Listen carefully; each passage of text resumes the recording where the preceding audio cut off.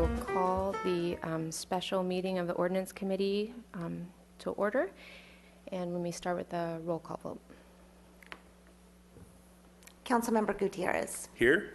Councilmember Rouse. Here. Madam Chair Snedden. Here. Thank you. And this is continued from an item that we heard previously on amendments to Chapter 30.150 for inclusionary rental housing. At this time, public comment is still open, and for those who have not previously commented on items on this agenda, we have no speaker slips for items not on the agenda. So if we could hear from Lisa Carlos. On? Okay. I believe you have my written comments, but my oral comments will be different. Dear council members, thank you for your service to our fine city. My name is Lisa Carlos, and today I will tell you a tale of two cities. I grew up in Santa Barbara and made this my primary residence in 2016 after living in Redwood City in the Bay Area for 24 years. A large part of our decision to move back here was because of the way in which Redwood City transformed almost overnight. In short, it lost its way and its soul. What was once a small working-class, charming suburban town with a beautiful historic courthouse anchoring its downtown retail corridor soon became a mega mecca of bars, coffee houses, and lofts for high-tech millennials. While I was busy raising children, Redwood City's council was busy revisioning our city with input primarily from developers, architects, and downtown business owners. They raised building heights, loosened building codes, and streamlined EIR requirements to fast-track housing and commercial development downtown. The end results were, in my opinion, disastrous and heartbreaking. In less than 5 years, developers built 500,000 square feet of office, most of it over 90 feet high, eclipsing our historic courthouse. Meanwhile, 2,000 units of market-rate apartment buildings sprung up and were priced and designed just right for affluent single Facebook employees, but not for working-class families.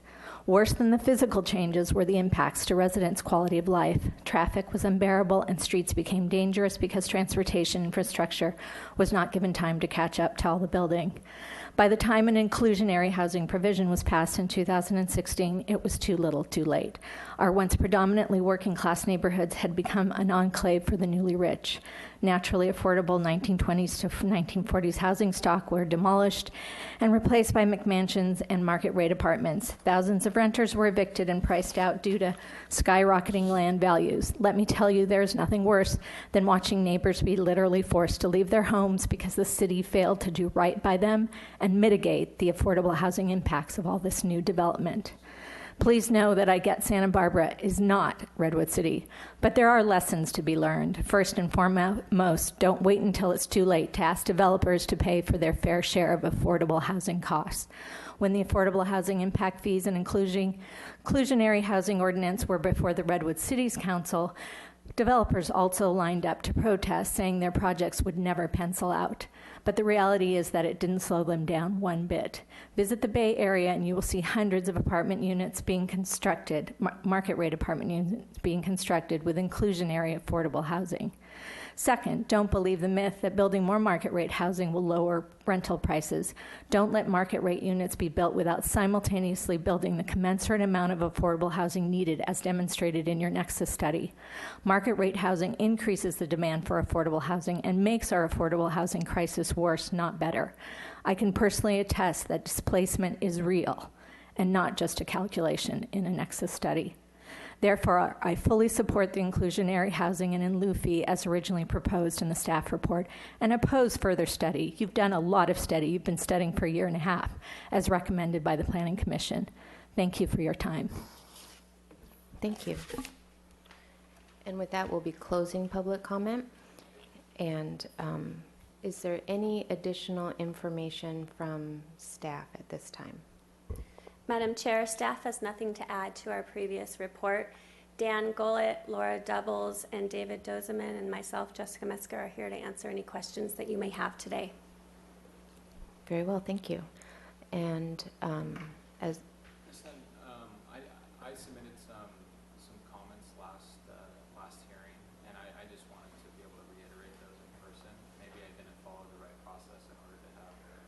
Did you turn in a speaker slip today? I did not.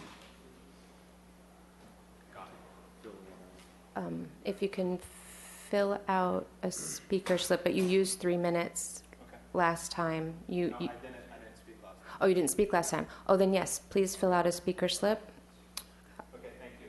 and we will hold for a moment. If you want to come and make your comments and then turn your slip in, Is that okay? that's fine. Sorry about that. Sorry, guys. And then please state your name So, before. Dan Kennedy, UCSB alumni, and I'm an investor here in Santa Barbara. And we currently working on a project, 16 West Mission, in which we've submitted, or we're in the permitting process to follow the guidelines. And the inclusionary housing study is a tricky one for us as investors in this town, a town that I envision growing my family in. I want to have a positive impact on the community that's behind the project, and creating what is now office spaces into housing. And the supply-demand issue is certainly tricky here in this town, and the unique charm of the city of Santa Barbara is one that, it's what made me fall in love with this place, and what makes me also want to be an active member in this community and improving housing in the marketplace. And the reality is, for our underwriting of the project, if we were to include affordable housing, our project is not feasible. The impact of 2 affordable housing units out of 17 apartments that we're proposing would be a negative on the sale price of upwards of $620,000, and that's a conservative estimate. So when I look at the advisory report and the analysis behind it, and the assumptions in the report that assume investors like me that are participating in the market on a smaller scale are looking for returns of 5%, that's inaccurate from my experience.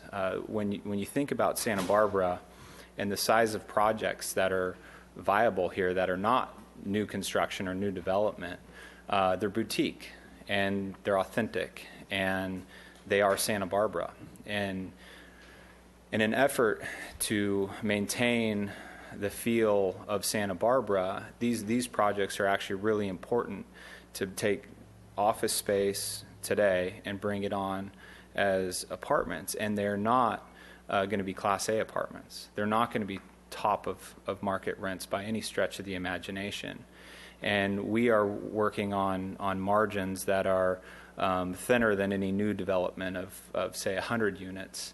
And those margins that we work off of, if we had to include affordable housing in these smaller projects, would make it just that we're no longer incentivized to develop or risk our capital. That's really what it comes down to. Is my job is to go and see an opportunity of maybe an underutilized office space.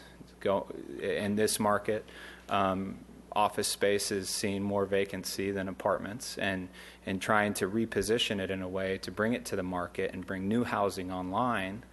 And the reality is, we wouldn't be able to make this pencil. And my concern, I guess more on a macro level than my individual project, is that if this was to be implemented in the city of Santa Barbara, what it would do is it would potentially, it will certainly negatively impact the construction of smaller projects, and it may eliminate them, because when you look at smaller projects, we don't have the economies of scale of 40 units, 60 units, or 100 units. What we're working on is 17 units. But this is meaningful when you can add up 15 15 projects over a 5-year timeline. And if those projects stop, then it's going to actually worsen the supply impact for renters in this marketplace.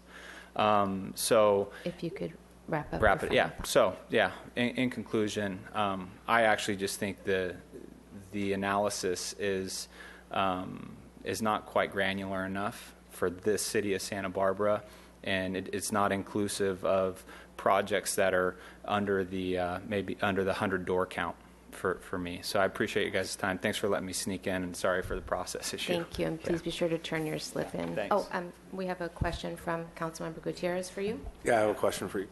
Where else have you invested or built? So, invested Stockton, California. This is where my wife grew up. Invested and developed in Long Beach, California. This is where I currently live. Honestly, my objective is to live in Santa Barbara, and I want to do more business here.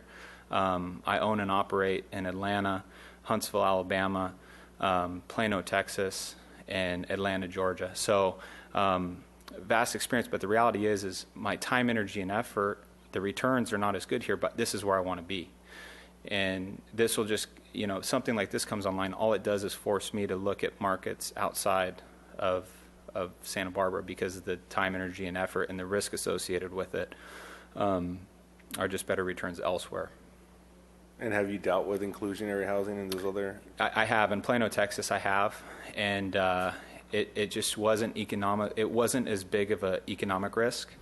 And so actually a townhouse project in Plano, Texas, it was 4 units included. And it just wasn't as big of a negative impact because the spread between the affordable housing versus what, maybe a B-class apartment, what just wasn't as drastic. Thanks. Okay, thank you. And with that, we will close public comment, and it is now to the committee. And do we have any questions or comments to start with? Councilmember Gutierrez. Thank you, Madam Chair. Question for staff. So you had stated that developers are making it pretty clear that anything more than 10% would just not be profitable for them. Is that correct? I'll just start the answer to that and then let David expound on it. So, Councilman Gutierrez, in our Kaiser Marston study, David and his data reviewed that. So it's not staff's opinion, but our economic analysis. So I'll let you speak more. So David Dozma, author, one of the authors of the study. So we tested a 15% requirement as part of our analysis, as well as 5% and 10%. What we found with going to 15%, which is up on the screen there, if you look at the middle column, medium high density, we found that it pushed projects into this category we refer to as marginally feasible, which means that something's going to have to get better in order for that project to work. Where we are in the market, we don't think it's makes good sense to assume things are going to stay on an upward trend in terms of rents. I mean, they have been rising. It's not necessarily going to go on forever. This is a new requirement for rental projects. And so given that result and the fact that this is a new program, we think, we recommended 10% as sort of an incremental starting point for a program. Could you comment on other cities that implemented a 25% inclusionary housing, and is it working there? Is it suitable there? And what the difference between those cities and ours would be? Mm-hmm. So I actually have done a lot of work for the city of Boulder, Colorado, where they do have a 25% requirement. But if you look sort of down into the details as to how that requirement works, for rental projects, there's a fee by right, and it's structured so that there's really no penalty for paying the fee. For sale projects, projects are able to comply with that 25% requirement through a mix of fee payment and providing units. And if they do provide the units, they're given sort of a discount on the fee component of that requirement. The more they put on site, the less the fee component, the lower it goes. So the devil is sort of in the details as to how that program is implemented. When they went to a 25% requirement from a 20%, I think it was last year that they did that, it was done in a way that did not increase what it cost the project to comply with that ordinance. They tweaked things to try to get more of what they wanted, which was on-site units, without increasing costs. And another part of what they did is modify the income levels that a project could deliver and comply with the requirement as well. So that's one example that I happen to be familiar with. That's at 25%. 25% is kind of a rare level, especially for a rental. Chair Sneddon, Councilmember Gutierrez, just to that point as well. The state hasn't said that we cannot go above 15%, but if we do above 15%, then the state can ask for a study to make sure that the percentage that we've chosen isn't going to chill development. So if we raise it to 25% inclusionary, we potentially might put ourselves in a situation where the state would have to maybe penalize us for making it hard to build. Is that what's happening? I wouldn't say penalize, but they would they could ask us to prepare a study analyzing the market and seeing if it was causing a chill, in which case, if it was, then we would have to relook at our inclusionary housing percentage.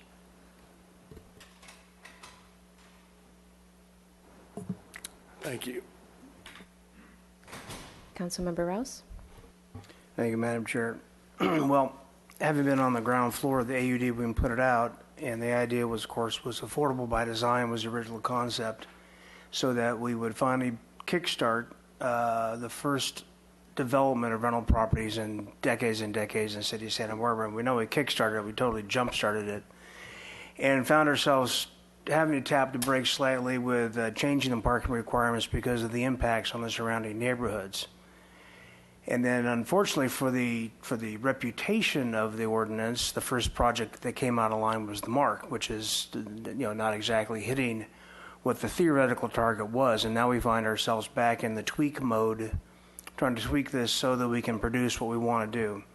And there's a fine line. I mean, we can pick any number we want for this affordable component and stop the ordinance altogether dead in its tracks or keep it going. And I think there's a fine line, and unfortunately, it's got a lot more expertise involved than we contain up here as a rule. We depend on staff. We also depend on the input from the private sector to see how that goes.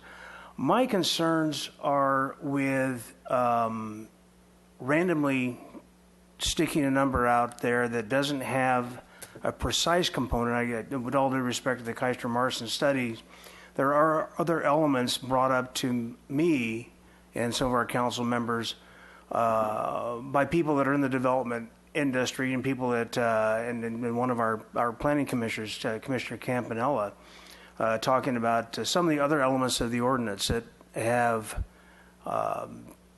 that are a little bit disturbing and may disincentivize the program to the point where it, in fact, does stop dead in its tracks.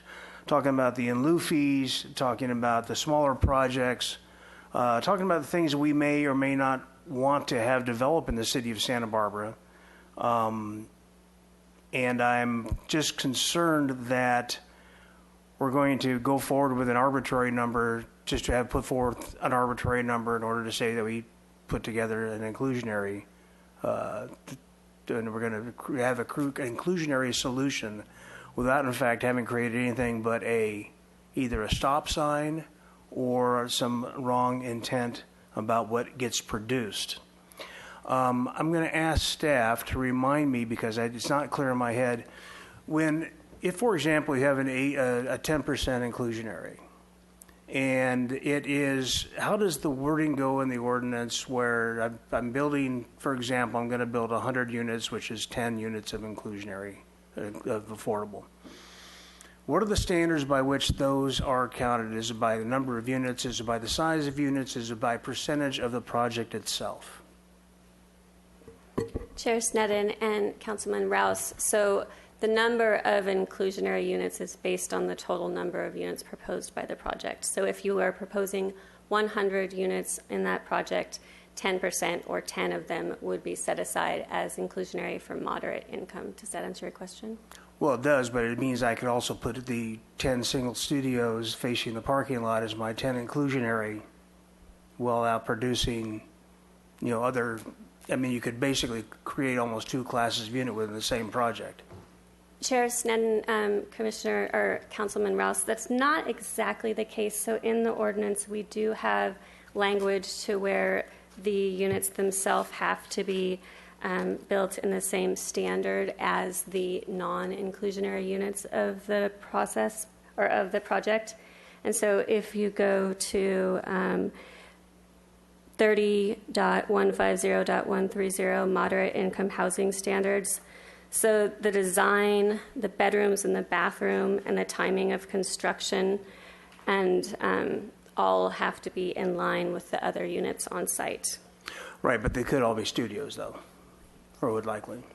So let me just read the bedrooms and bathrooms for you. I'm just saying, so if you had a number of like 2 and 3 bedroom units in a project, they wouldn't necessarily be any of those fall into that particular category.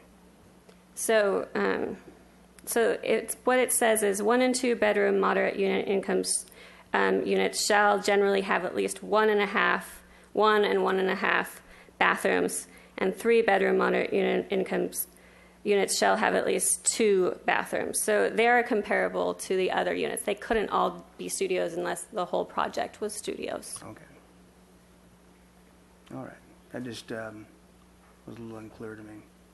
All right. So, and then in terms of the Commissioner Campanella pointed out some scenarios about the inclusionary fees and how they could become onerous to the point where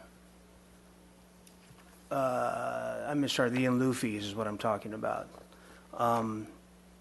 That I would prefer some additional analysis before making a blanket decision. In fact, per our discussion yesterday, I'd love to have the Planning Commission at least be able to reconsider some of these parts of the ordinance going forward. So I'll be curious to see what the rest of my colleagues have to say about the ordinance as it stands. Thank you. I'll add here that I would like to approach this in 2 ways. One, by going back to the recommendations from the Housing Task Force, just a few that I want to ask some questions about. And then I would like to address the 6 recommendations that came out of Planning Commission, and just one at a time we can address those, because I think that those are the questions that you have, Councilman Rouse, and I think they're worth discussion and deciding what to do from there. So I was just looking first from the Housing Task Force, and that's in our attachment to Exhibit C, page 2, if anybody needs to see that. The first objective was to require at least 10% on-site affordable units, and then also recommended the threshold for 10 units or more, and a recommendation for $20 per square foot in lieu fee. So just starting with that's a lot already right there, 3. I had some questions about in the Planning Commission recommendations to maybe look at off-site, and I was hoping you might be able to discuss the interplay between, could it be 15% inclusionary with 5% optional off-site, or it was my understanding that on-site is a key component of the Housing Task Force recommendations. That's also come out of some of our downtown recommendations, that those be integrated within a unit.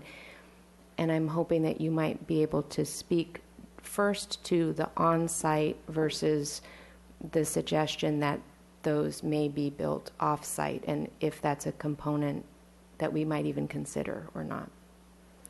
Yes, so in looking at the Housing Task Force and the original direction, Chair Sneddon, we had looked at on-site for inclusionary, and that's really because in past examples of putting low and moderate income housing outside of the high and middle income, you're not creating those economically integrated communities. So we have plenty of examples of much larger cities than Santa Barbara, but of projects not being an effective way of creating that housing. And so as planning direction, we look for including them with the project.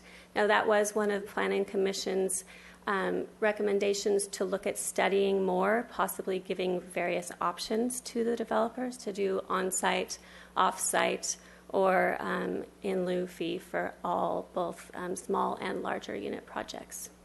And if you could clarify for me the process of the task force, the housing task force. So these recommendations that came out of the task force, could you tell us a little bit about who was on that task force and what that process was? Yes, Chair Sneddon. So the Housing Task Force was formed based on the Adaptive Management Program, which is a program that we review our general plan each year and make sure that we're following those plan policies.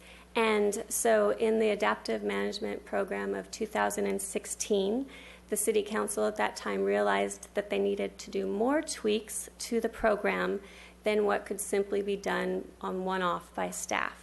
And so they formed this housing task force that was made up of 2 council members, 2 planning commissioners, and a member of the housing authority.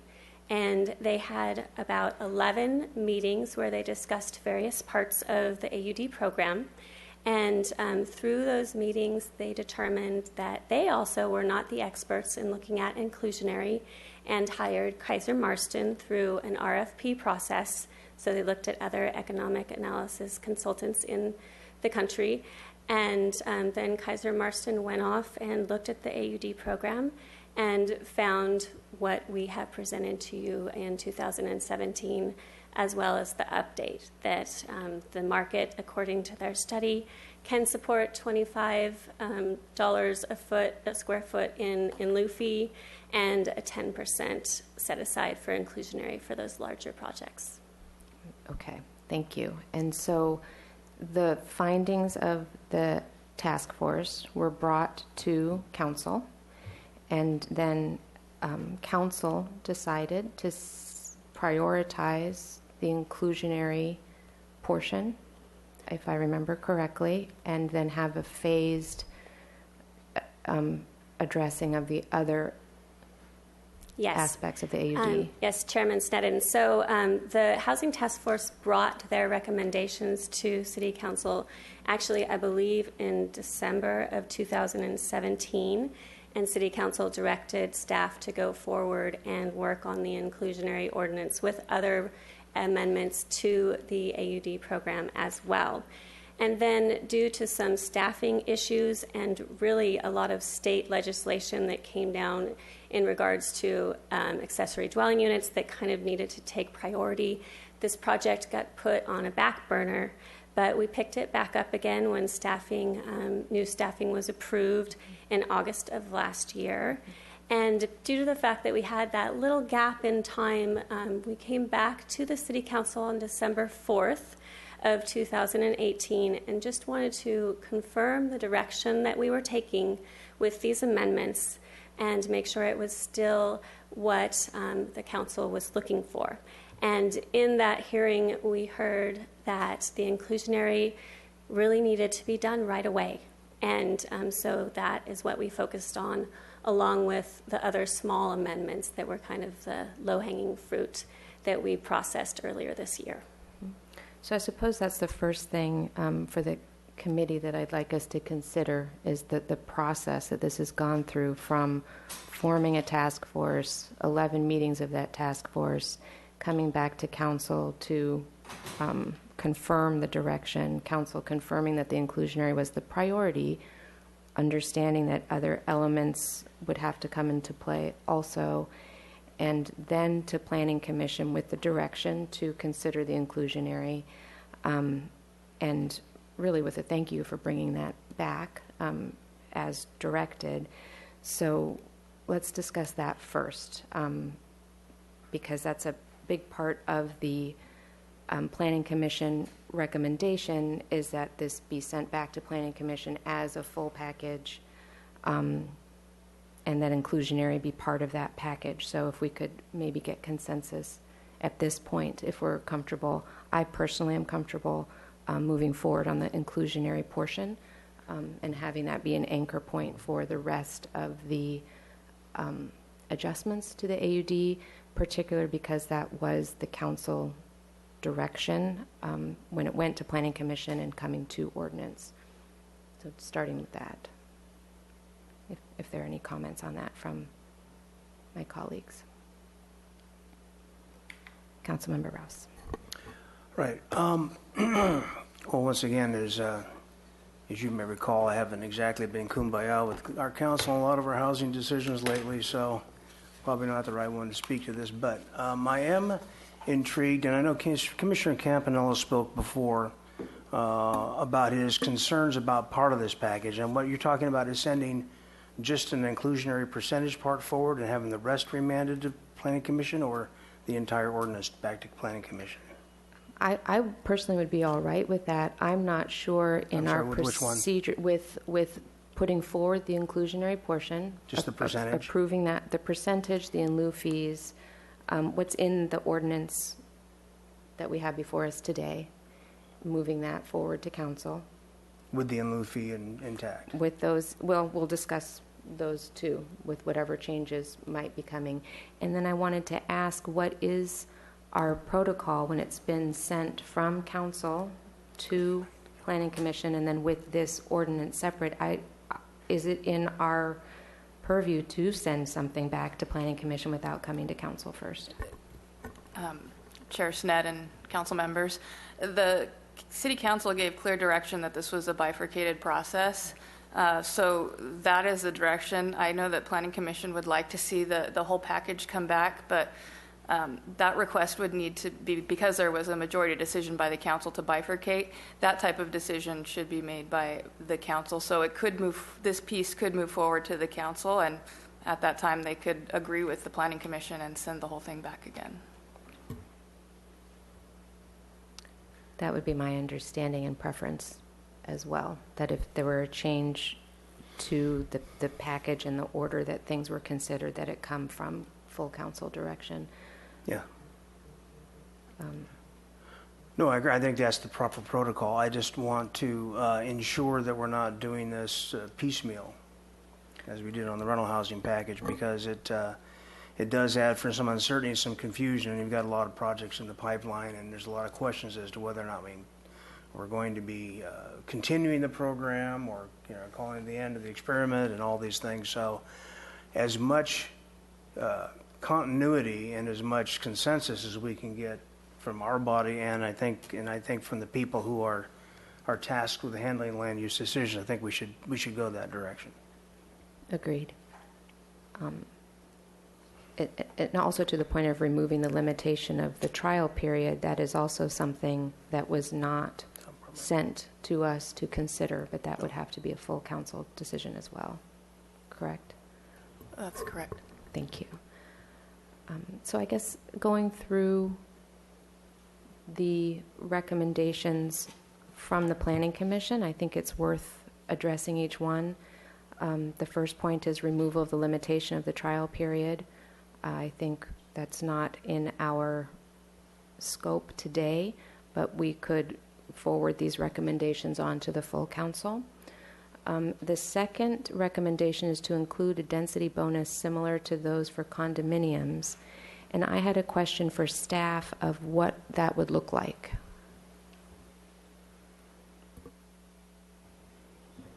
Chair Snedden, just 1 minute. Let me find that slide. So the inclusionary condominium, oh, that's the purpose, sorry.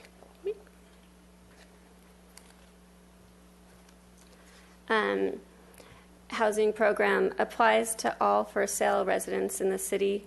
And it's important to note that that ordinance was created in 2004 before the general plan was adopted in 2013 and applies to middle income projects. So it's different than what we're looking at today with the moderate income projects for rental.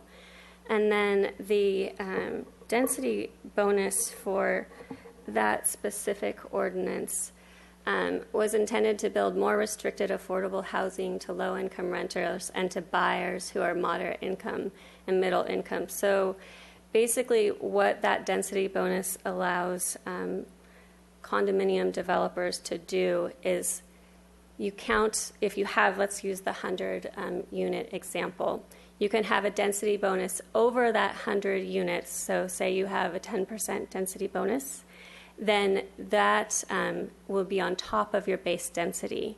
And so our AUD program has the highest density of 63 units per acre, and that was part of the incentives of creating rental housing, was increasing that base density.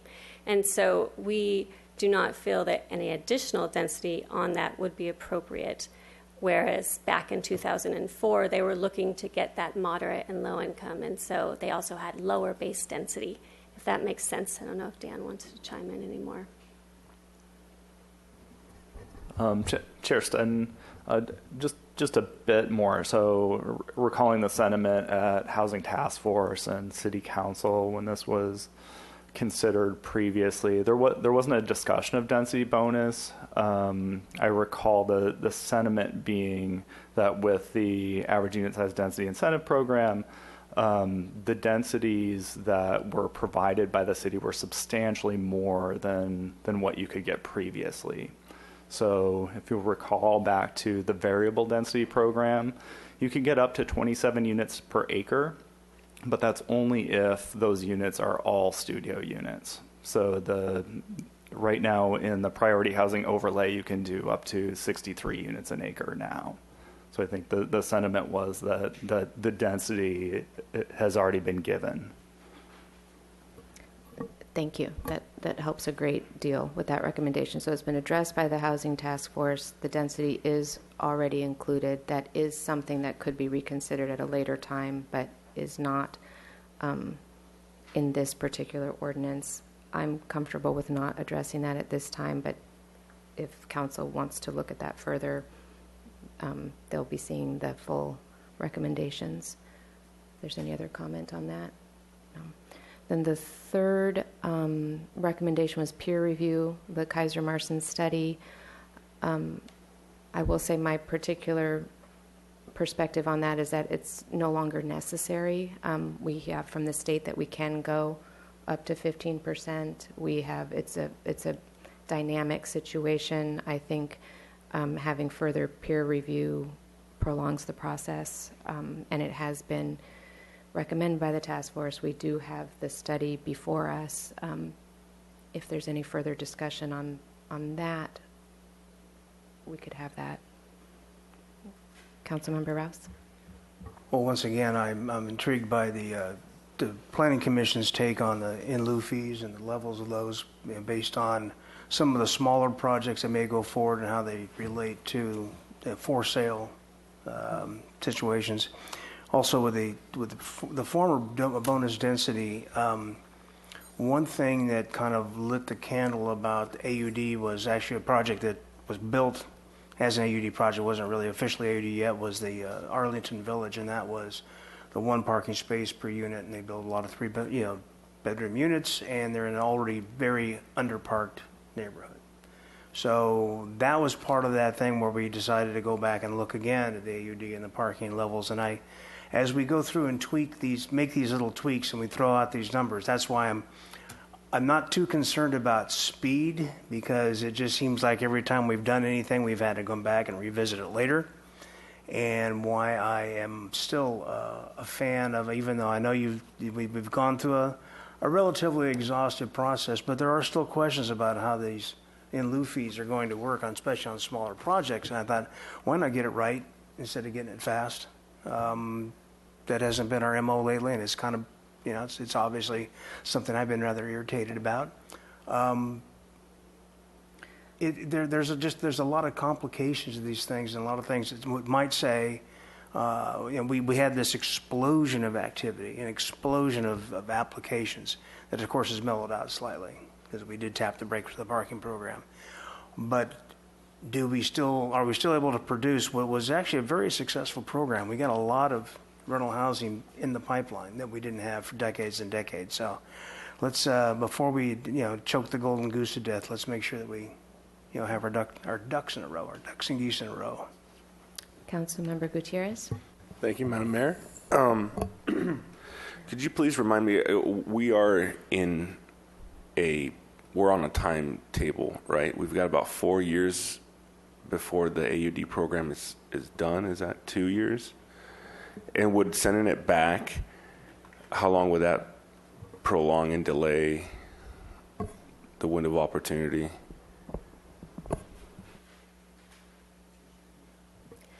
Chair Sneddon and Councilman Gutierrez. So we are in the trial period currently for the program. And the reason that trial period was put into place was because through the adaptive management program, this was something that we wanted to make sure to have continual checks and balances on, which we have done throughout the program. So it lasts for either 8 years, which would put us at July 2021, or until 250 units are built in that high priority area or in the high density or priority housing overlay or the high density area. And so although it is hard to estimate when that would occur because there's so many different parts of the market in play, we can look at most likely fall or winter of 2020 for that trial period to come up. And at that point in time, we revert back to the variable density program, which was that program where we were only getting luxury condominium units built in the city. So that's just so the deadline ends in 2020, so to speak, to submit the applications, not to actually build it, right? So, Councilman Gutierrez, how it works is that if your project has been deemed complete, which means an application is complete and it's ready to go to design review, then you might not be part of that 250 units because those are ones that have gotten their certificate of occupancy, but you can continue through the process. So there could be more than 250 units built through the program, but it would still be expired. And if we were to ask to send this back and get more research done, how long would that process take? At this point in time, Councilman Gutierrez, we're in process with many of those Planning Commission recommendations already. We held a public workshop 3 weeks ago on the densities and if there are other areas that are appropriate to have higher density in the city, as well as alternative parking requirements in the downtown area. It's uncertain to say exactly how long it would take because this is a general plan amendment, so there's a lot of state regulation and also we have to review our EIR and make sure any changes that come out of this would fit into that. But we estimate probably 8 to 12 months. Okay, thank you. And that just for overview, recommendation 5, I would agree, the review provisions with incentives, density, parking, heights as a package. I believe that is, as you just mentioned, underway. That is happening and hopefully very much also with Planning Commission's input on those as well as those are getting reviewed for further study. And then the 6 recommendations providing flexibility for the applicant and the in lieu fees. So I would like to talk in detail about the in lieu fees. And then also I have marked here specific places in the ordinance of things to talk about as well. But I will just say offhand about the in lieu fees, I have some questions about where do those fees go? Are they earmarked for moderate income? If someone pays an in lieu fee, does that fee then get put aside to address this particular issue that we're trying to address, or does it go into a fund and it's not restricted? So I had a question about that, where the in lieu fees go. And then also, depending on the outcome of that, a $20 per square foot as per the Housing Task Force recommendation, I would be okay with adjusting that down because that came from that process. But first, where does that fee go?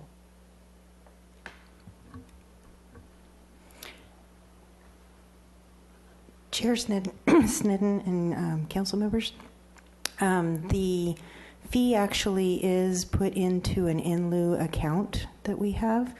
The fees right now that are in there are actually from the owner-occupied that we have, but that is actually included in the ordinance for that program, and that is used to build affordable housing at a middle income level. So that would also be the case with these fees. It would be put into a in lieu account and stipulated for affordable housing.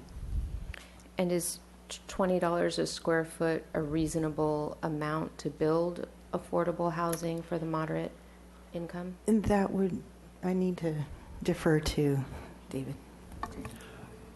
So we had cited in this updated version of our study this $25 per square foot as being the most equivalent fee level to that 10% on-site requirement. So that would be about the level you'd want to build moderate income 100% AMI of a comparable size to the market rate units in the project. Thank you.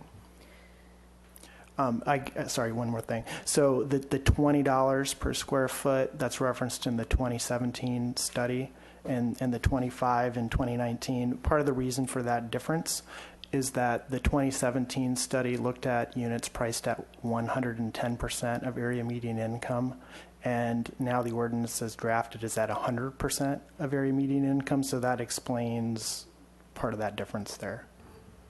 So if we went to 110%, then that $20 in lieu fee would be appropriate. Okay. I suppose that brings me to like sort of a few specific places in the ordinance that I had questions. If there's no other, I mean, we can go through them and discuss them as we go. Starting with, I guess, chapter 30.150020, the definitions. I just want to clarify, so affordable is at 100% AMI, and then on the next page defined as moderate income, and that's 80 to 120% AMI. And I just wanted to be sure that that we're all clear. This moderate is defined here in the ordinance as 80 to 120. Does that affect? Yeah, please. I'm sorry. Chair Snedden and council members, that actually is, the 100% is a rent target. So it's still, the income level has to be 80 to 120% for the household. We targeted the rent amount by 100%. So that's why it's a little different than what the state normally does is 110. That's why the in lieu fee adjusted a bit. And is this number, if that was 110, that's where the square foot in lieu fee could be 20? If that was changed, where, is it in the definition of what affordable rent is, or is it in the definition of the moderate income household? So the fee is set elsewhere in the ordinance. Just in terms of, I think you have flexibility as far as setting the fee, irrespective of what the affordable rents are set at. It was our recommendation to make the fee in terms of how the level of financial obligation putting the units in your project versus paying represented to be balanced.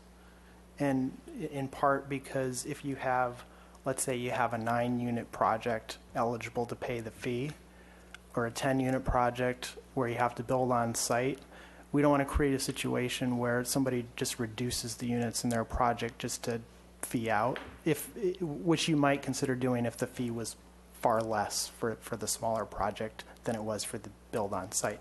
So that's sort of the thinking behind having that balance. But you have discretion to set the fee where you want to. Thank you. Chair Sten, just to clarify a bit, so it's an either or situation. So if you're paying an in lieu fee, there's no household that benefits from that. So there's no rent associated with it or anything. That's the fee that goes into the city's fund.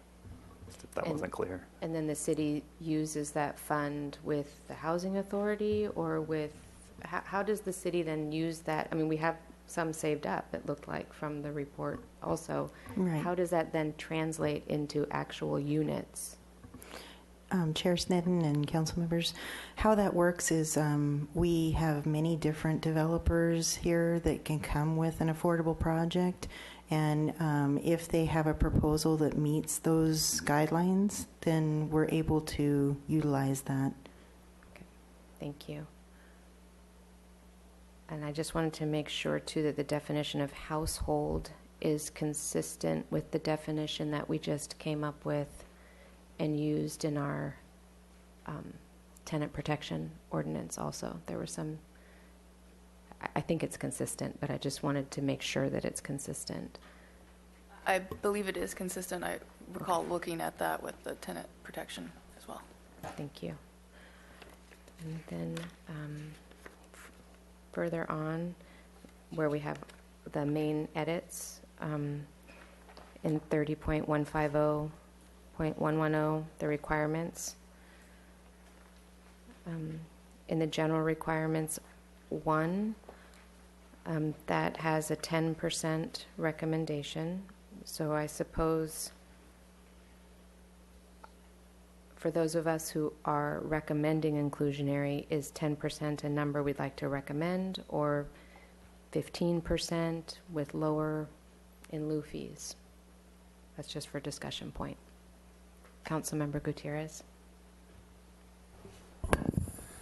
I know that the residents I've been speaking to about this would like to see up to 25, but I know that's not really something that's too feasible for us as of now. So I'd like to go down to 15.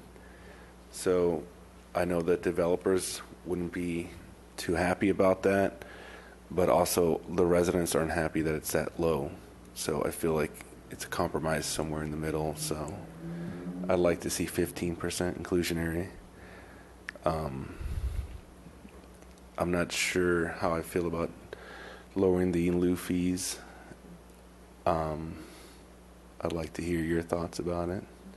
Well, I suppose I'd like to ask staff, too, if it went to 15% and lowered the in lieu fees, do those go together, or they don't really? No, they don't. Yeah, I mentioned before this notion that that particularly when you get close to that threshold where fees are allowed, it's helpful if you don't want to have see projects that downsize the size of the project just so they can pay that lower fee. If there's a balance between what it costs them to put the units in the project versus what it costs to pay. If you increase the requirement to 15%, that's a 50% increase from a 10% requirement. A balanced fee would be 50% higher than that 25 that we suggested. I see. Thank you. And at 15%, that was when projects moved into the infeasible range on that chart. Correct. They were, marginally feasible for that medium high density, which means something has to get better for that to pencil. And when you say something would have to get better, what like rents would have to be higher.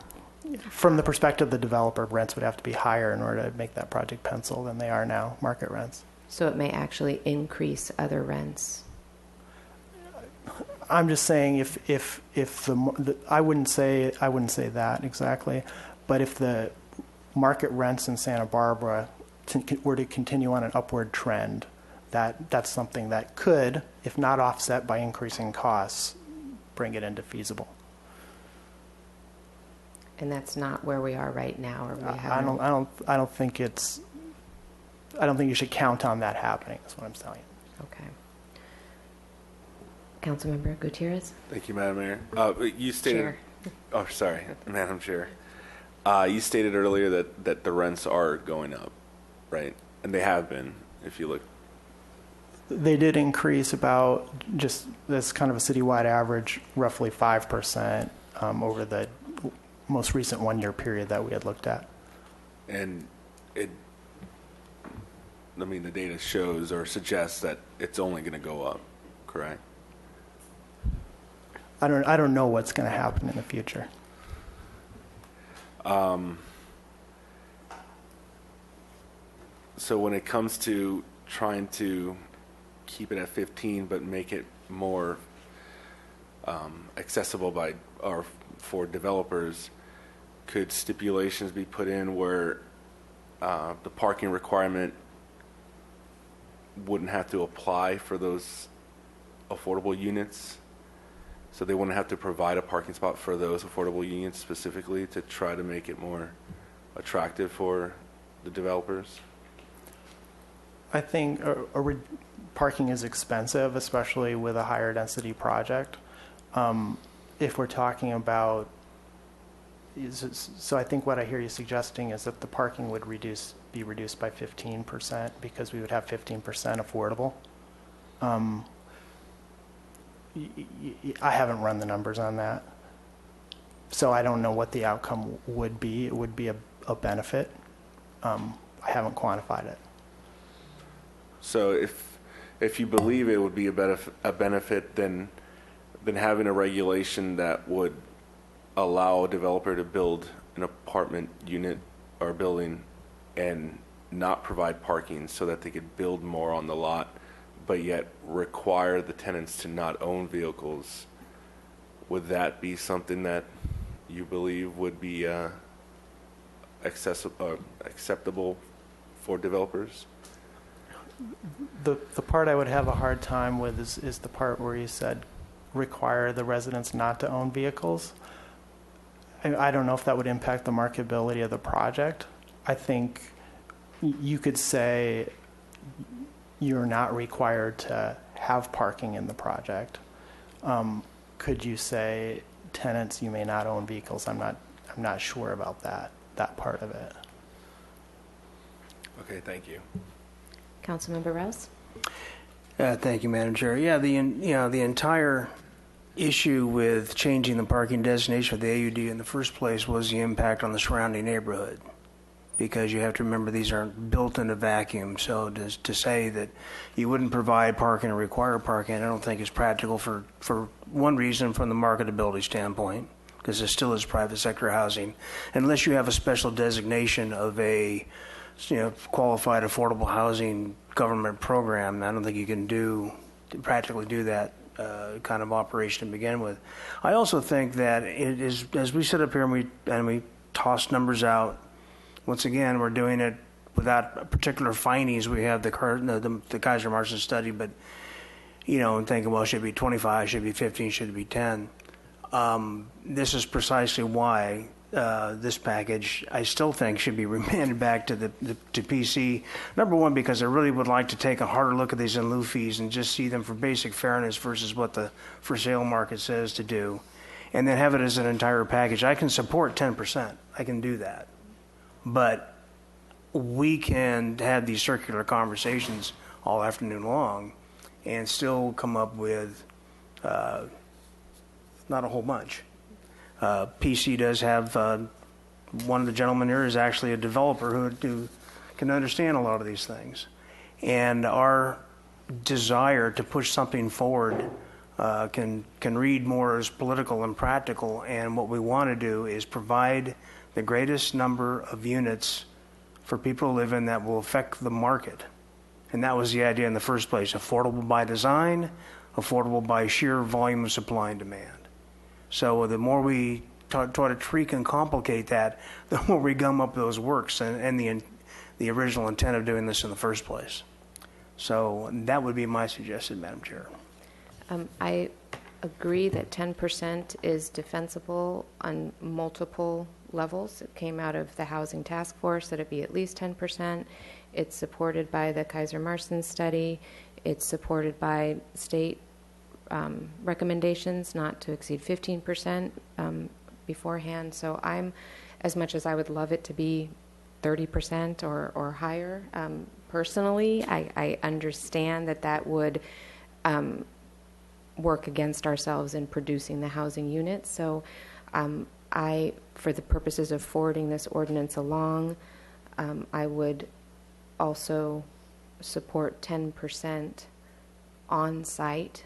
I do think it's important that these units be on-site and not sort of separate project basis. The whole idea of invigorating downtown or different areas is that it's integrated within and equitable for the community, and hopefully will help address that.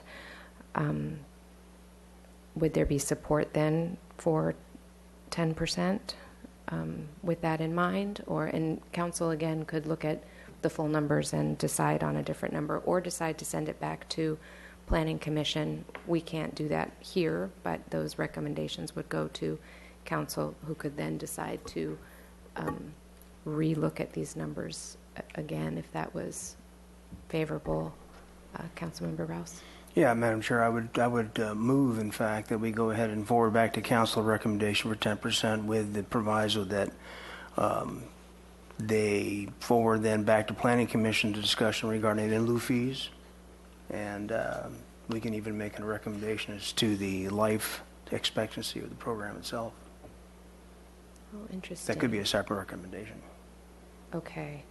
I'm not sure. I have a question about how, for Planning Commission, and we do have some Planning Commissioners here who may be able to answer this, and maybe staff could answer it too, but this came from Planning Commission to us. So with the recommendation that many other things were looked at also, but I believe you looked at in lieu fees and had recommendations, did not.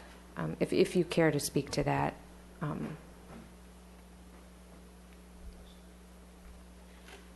We have the chair of the Planning Commission, Leslie Wiscombe. Madam Chair and members of the Ordinance Committee, yes, we did. And my recollection is I asked a specific question regarding in lieu fees. If you are building 2 to 9 units, wouldn't you rather have the inclusionary unit as an option if the developer wanted to build the inclusionary unit rather than pay an in lieu fee? And I think the example I used was 8 units of 800 square feet each resulted in an in lieu fee of $160,000. And the Planning Commission believed that the smaller projects, of which we have quite a few, and I think Commissioner Campanella would verify that, have the option of building the inclusionary unit on site rather than paying an in lieu fee. Does that answer your question? I suppose it does. I mean, I think because the recommendation from Planning Commission came with all of those recommendations, if we were to follow through with council direction to really forward this part on, what would be the in lieu fee? Was there a consensus on what the in lieu fee might be, or it was just because it was so integrated with all the other recommendations that didn't? It was integrated with the other recommendations, but we felt that there were parts of the ordinance as it is written now that, and I don't think anyone had a problem with 10%, or not that I recollect, and we all support inclusionary housing. the ordinance, the way it was written, we felt would stifle development. And that's the public comment that we heard from many, many professionals, both architects, and some of them are here today, and developers, that the way the ordinance was written, it was just not going to pencil out for them. So we felt that there really needed to be some changes to the ordinance, and whether you choose as the Ordinance Committee to accept all of these for further study by the Planning Commission, our recommendation would be that you forward to the City Council a recommendation to send the ordinance back to Planning Commission with whatever on this list you would like us to study. So your recommendation would be making multiple changes to the ordinance rather than pinning the inclusionary? Not necessarily, because now it's been through you. If you want the ordinance to, if you want the Planning Commission to look at the trial test period and make a recommendation on that, and which was one of the big issues that we had at the Planning Commission that we heard, people were, you're up to 233 units. Why would I submit an application to develop in the city under the AUD program when the test period is going to end and I have to add inclusionary housing to it? So that was a big issue for the Planning Commission. We would like an opportunity to study that and make a recommendation about that, as well as the other. We can forget the peer review. I think that we can take that off the list, but the other 4 things on the list, in addition to the AUD test period, but in particular, too, I think the in lieu fees do stifle, have the potential to stifle development and require further study. And that includes $20 versus $25 a square foot, as you, Chair Sneddon, discussed. So the bottom line is, I think the best scenario that can come from the Planning Commission is that you forward the ordinance on to City Council with a recommendation to send it back to Planning Commission. Thank you. Okay, so we do have a motion that hasn't yet been seconded. Let's, if we could just finish the discussion on there quickly. Well, yeah, I suppose those are the main points, is the in lieu fee and the 10%. So I'm comfortable with the 10%, and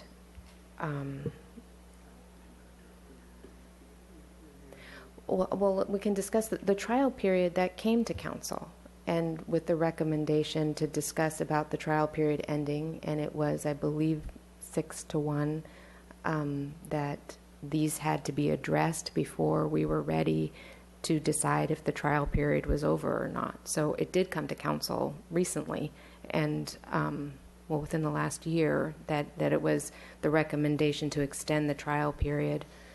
It might have been 5-2, if I'm remembering, but to extend it for this very reason. We acknowledge that this will possibly chill development until things are in place. Personally, until inclusionary is in place, I don't want another AUD built with the large density without the provision that there's inclusionary housing in it. And I think that was the direction from the full council, that needs to be pinned down, and then if there are other incentives or other adjustments to parking or other aspects, that is in full discussion with a year time to have public input, to be at Planning Commission, to really, I mean, I think that is the recommendation. So I'm happy to make that recommendation to council, that we continue to look at those and have Planning Commission be a very integral part of that, and looking at that part of the study also. But I would like to get that inclusionary set so that we know what the other incentives need to be around that the inclusionary is in place.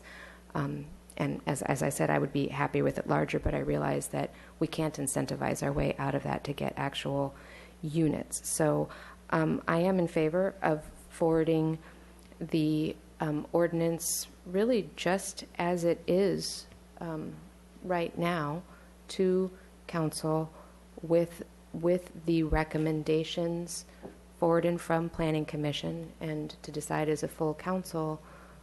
I don't think we're ready to look at whether to end the trial period or not, because it came to council and we said it's not ready.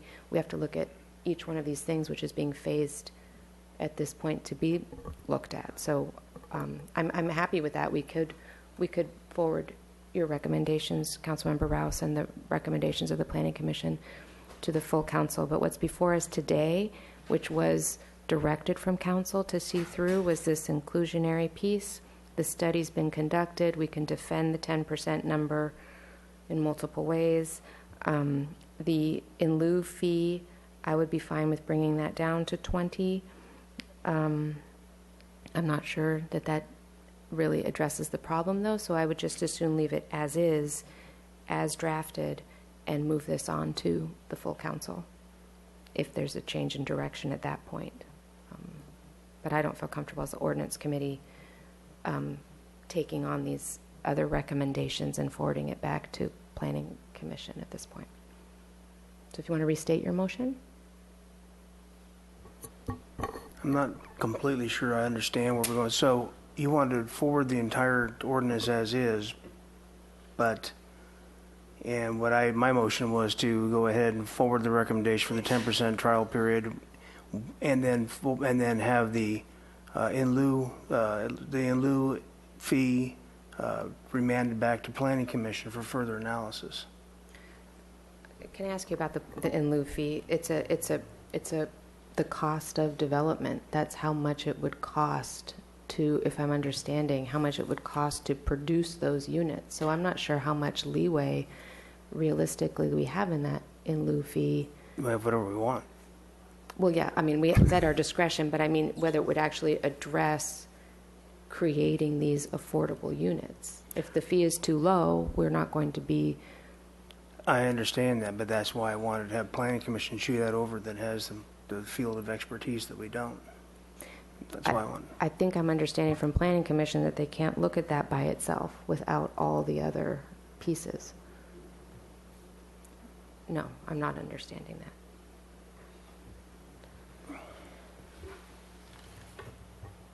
I'm sorry if I didn't make myself clear. First of all, the test period, I'm a little bit confused about that, because that's really where our housing is going to chill, and perhaps the recommendation is, if you submit an application as a developer, I'm just throwing this out, if you submit an application as a developer and it has inclusionary housing in it, you're not subject to the test period, so you're not in danger of going through the whole process and then the test period ends and we revert back to variable density and you're out of the picture and have spent that money. So I think Councilmember Rouse is correct. The test period is important. Regarding the fees, I think the Kaiser Marston study had a range of $20 to $25. I don't feel that's that the Planning Commission didn't really fully vet that, because that wasn't our goal at that particular meeting. We didn't actually get down into the meat of the ordinance. So I think that, again, Councilmember Rouse is correct. I think that's something that we could look at and vet further and talk about further, whether I think you started out at 20 and then said, well, you probably could go to 25. That's my recollection from the meeting. Maybe Mr. Duss has some comments on that. So I think it's important to get that piece right. Thank you. Could you speak to the range, the 20 to 25? 20 was the recommendation in 2017. The way our assignment was framed for 2019, it was, are those recommendations still supportable in terms of their feasibility? And so we concluded, yes, $20 is still supportable in terms of its feasibility. We also, in kind of a fuzzy way, suggested 25 was feasible too, and would be closer to what it cost to actually deliver the units. So it's accurate to say it's sort of both in terms of. Thank you. Chair Sneddon? Yes. I'm sorry, procedurally, I know there's a motion on the floor, but I'm trying to get it in my notes, and I'm not sure what the motion was. If Mr. Rouse could restate it for me. And it has not been It seconded. has not been seconded, but my motion was to go ahead and forward the recommendation to council that we go forward with the 10% threshold, but remand the section on the in lieu fees back to Planning Commission for further direction and analysis. And in a separate action, if it needs to be separate, if it can be included, the review of the trial period and what our eventual dispensation of that would be, so that we would have some certainty coming forward with a full package as opposed to a piecemeal package, as people may consider being developers or not. My question is, how would that proceed if the inclusionary was part of the ordinance, but the in lieu fees were not at this point? How Perhaps it does makes that- the most sense to remand the entire package with the recommendation for 10% by council, and just having Planning Commission take the whole thing back. I would be comfortable with sending it as drafted. It could possibly go to $20 per square foot to council, Okay. and having council make that recommendation of. But my motion would be for a review by Planning Commission and a recommendation back to council, as opposed to just having council vote up or down on this. So it would go back to Planning Commission. It goes to council first, and the council would have to agree to recommend this to Planning Commission.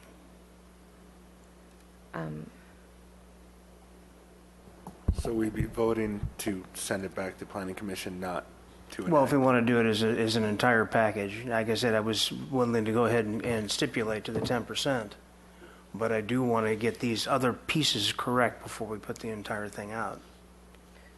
The entire thing being the ordinance, or the entire? Yeah, well, the in lieu fees. The in lieu fees, per the notes that I've gotten from PC, are not in keeping with what they had in mind. I will say that I'm not in favor of extending any trial period or anything until this inclusionary is in, and I think that was the direction of council. And the in lieu fees, so going back to Planning Commission so that they could determine in lieu fees, and then all of us coming back to ordinance?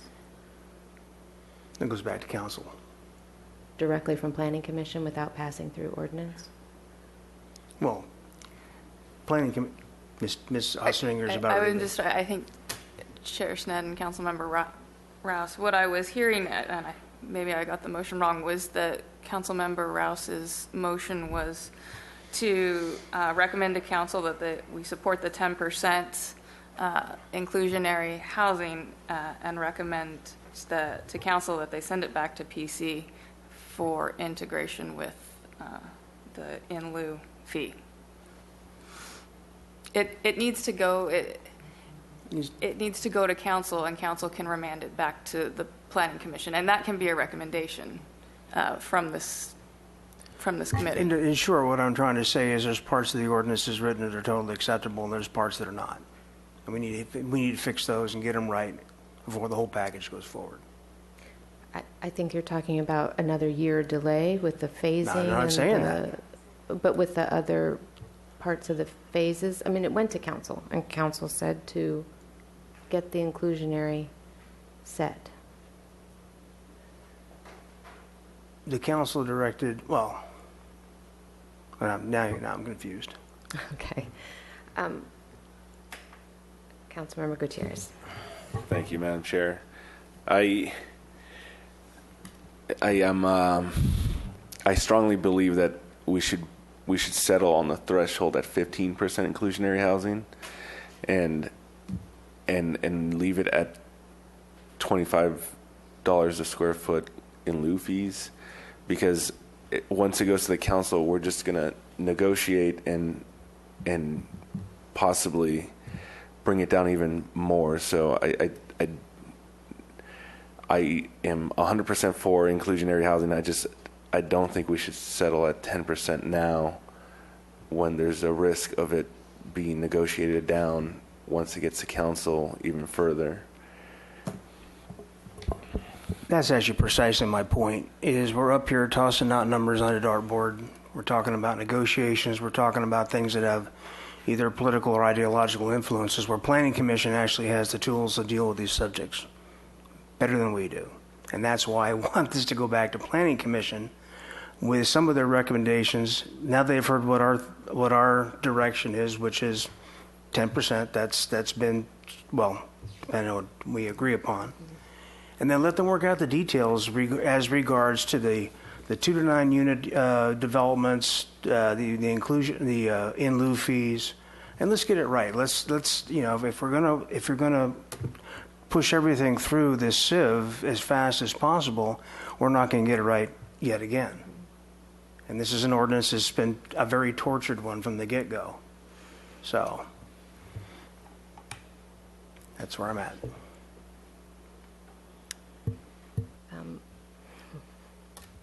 I would really, with all due respect, I don't think it has been rushed, the process that it's been through the Housing Task Force, then to Council, then to Planning Commission, then through a study that we've paid for, and all of these come down to this 10%. Planning Commission does not have an issue with the 10%.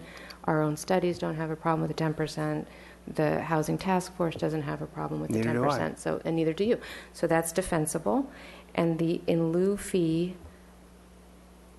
if we sent that back to Planning Commission, can Planning Commission just look at that one little piece without all the other pieces that you're recommending as part of the package? Because my concern is that it's going to come back with, well, we can't just fix that by itself without looking at the whole package. And the package has been phased out by staff. We have a phase 1 and a phase 2 and public input. So if it goes to Planning Commission, it needs to just be that by itself and not,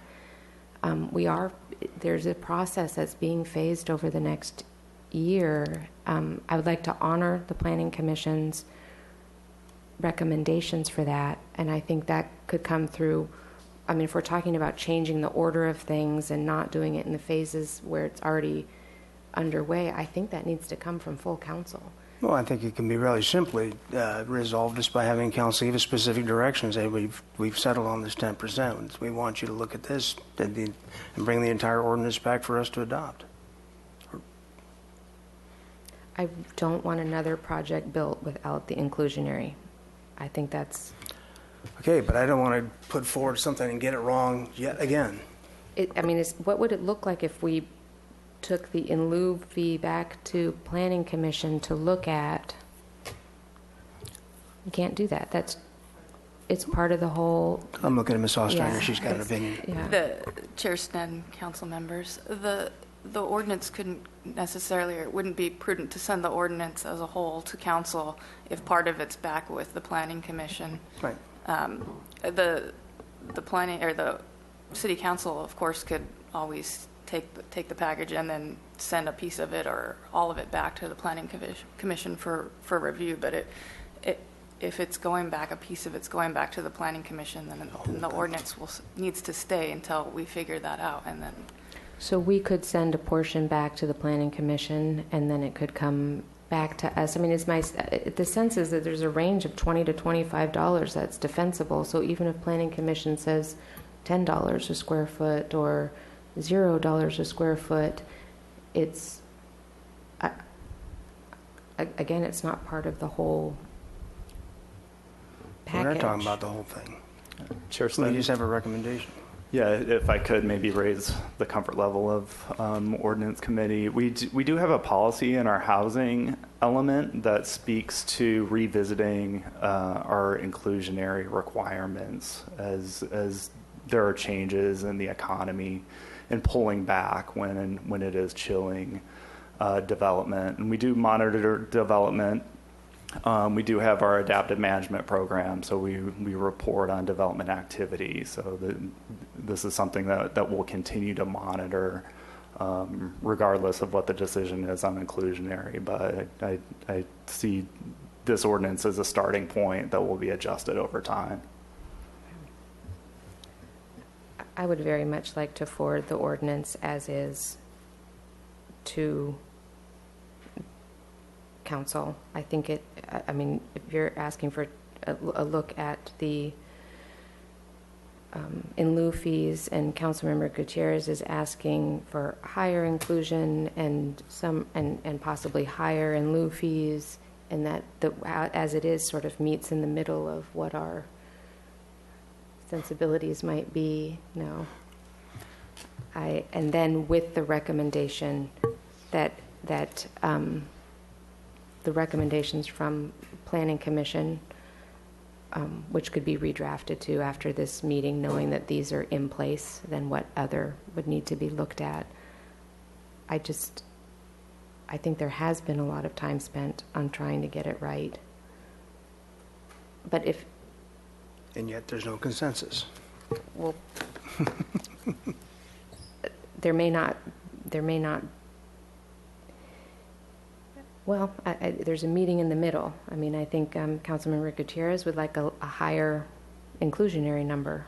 And Well, Mr. Gullis points right on. I mean, that's why we developed the AMP, because we never would have passed the general plan without it. We took all the sexy bits out and set them aside because we couldn't agree on them either. However, if we have something that's fundamentally flawed in this process, and I look at the notes from PC, and I see my problem is with the structure of the in lieu fees and how they pertain to smaller projects and how they compare it to for sale in lieu. So I would just like to have that brought back to me in a way, either that or take, or recommend before the full council the changes in the lieu fees before they go back. But I would rather have somebody else making that argument for me that had the expertise to do it.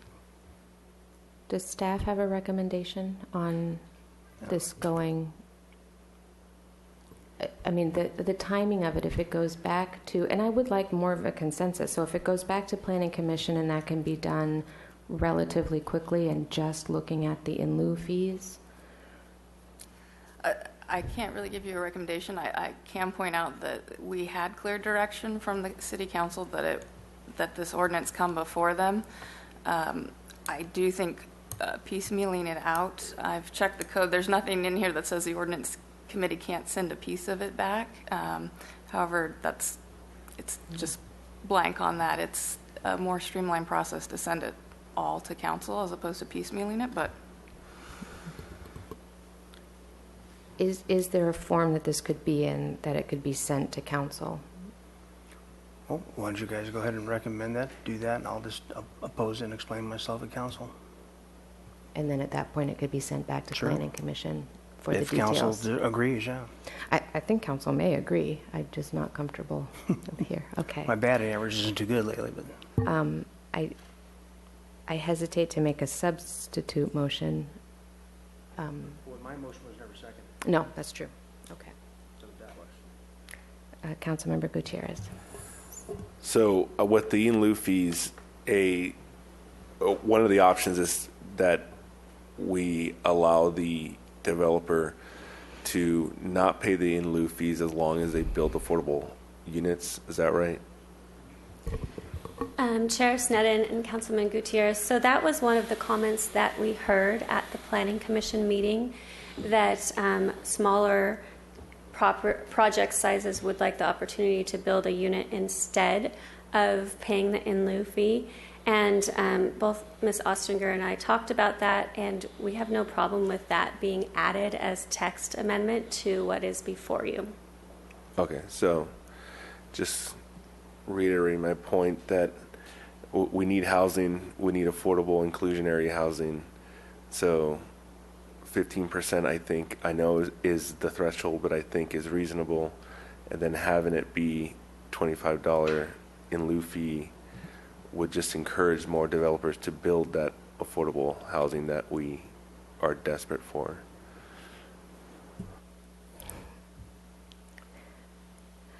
I think the normal protocol is not to negotiate once we get back to council. I think once the ordinance is forwarded, it could certainly be open for negotiation. I have a hard time with asking for a higher number in the hopes that, in negotiations that some will go up and some will go down.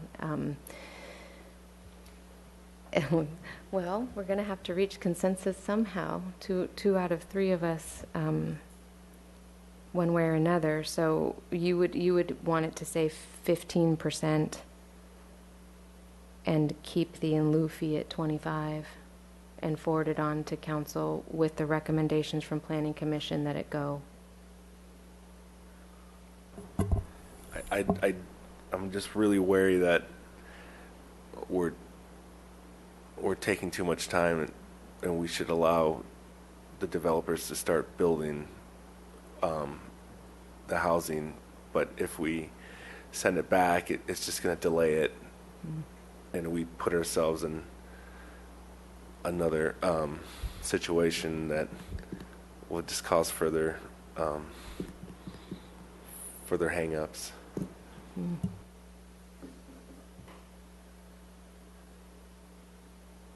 Well, we might not have a motion that's supportable by any two of us three. And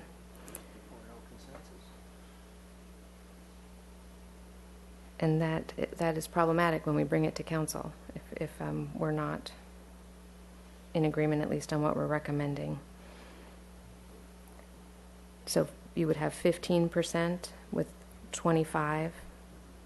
I would have 10% with 20. And Councilmember Rouse would have sending it back to Planning Commission at this stage and to look at those two with the inclusionary, with the in lieu fees. Yeah, and just a comment to Mr. Gutierrez. I mean, if you are concerned about developing these things and getting projects done, the higher percentage of inclusionary is likely going to be more of a deterrent than anything. So I think that's, I think 10% is the upper ceiling for that. So if you guys want to move forward with a consensus and you guys could come together on that number, you could at least forward that part. But it's your choice. Madam Chair, a suggestion. Yes. Ordinance Committee could recommend at least 10% to City Council as a possible motion. Excellent. That is an excellent suggestion. Could we recommend at least 10%, as was recommended by the Housing Task Force as well, with the in lieu fee? Would that be acceptable? Yes.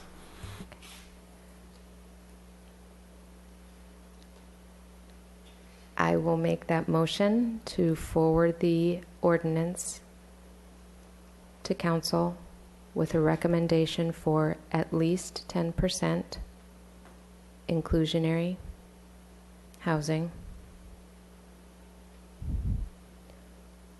with the further recommendation that City Council consider or have an update on the trial period for the AUD and for the recommendations from Planning Commission to be considered further. So to be clear, the council will consider the recommendations of Planning Commission, but not necessarily remand this to Planning Commission. Okay. Is there a second? I'll second that. Madam, I'm sorry. Yes. I'm just interjecting here. I don't believe you addressed the in lieu fee. As is. Okay. So the ordinance as is. Okay. Thank you. With at least 10%. Okay. And then with the recommendation that council consider the recommendations from Planning Commission. Seconded by Rouse. Gutierrez. We have a roll call vote. Councilmember Gutierrez? Yes. Councilmember Rouse? No. Madam Chair Snedden? Yes. And with that, the meeting is adjourned.